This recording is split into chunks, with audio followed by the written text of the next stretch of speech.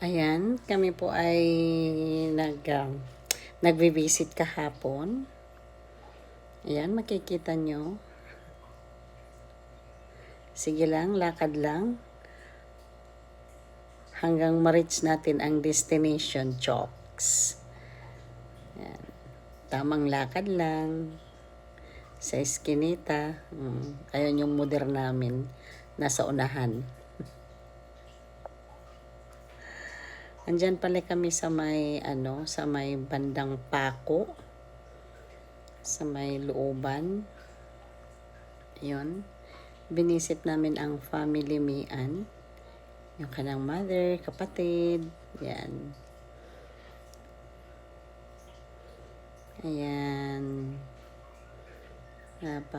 Kahit malinis ang lugar.